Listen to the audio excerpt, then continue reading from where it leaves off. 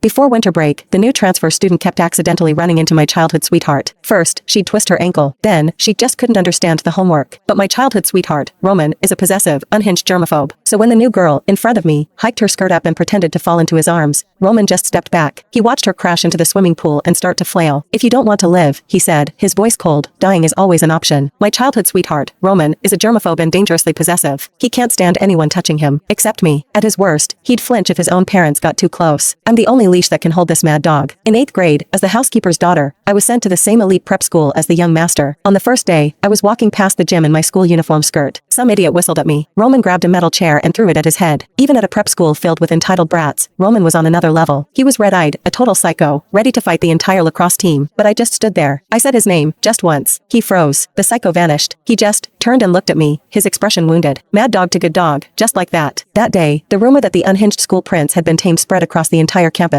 Soon, a new saying followed. If you piss off Roman, Sienna might be able to save you. If you piss off Sienna, you're dead. It was cringy, sure, but it was accurate. And that rumor held true all the way through high school, until sophomore year, when she showed up. Her name was Sadie. Long, dark hair, an innocent face. She turned every head, not because she was stunning, but because she looked exactly like me. Even that aloof, don't touch me vibe was a cheap copy. I saw Roman stare at her. As she passed us, she flicked her hair and shot me a look. Pure provocation. What she didn't see was Roman's brow furrowing, just slightly. A look of pure disgust. After first period, the teacher called me, as class president, to her office. The gist, "Please take care of the new student." I nodded. When I got back, Roman was waiting for me, leaning against the doorframe. The second he saw me, his face lit up and he pushed off the wall to walk toward me. Sadie happened to be walking by at that exact moment. She stumbled, a perfect, graceful trip aimed right at Roman's chest. Roman just frowned and took one step back. Thud. Sadie hit the floor, hard. Roman didn't even look down. He was already at my side, smiling. "What's up? Teacher need something?" The girl on the floor, however, delivered her lines with impressive timing. She looked up, her eyes watery. "Sienna, I just got here. I didn't do anything to you, did I? Why would you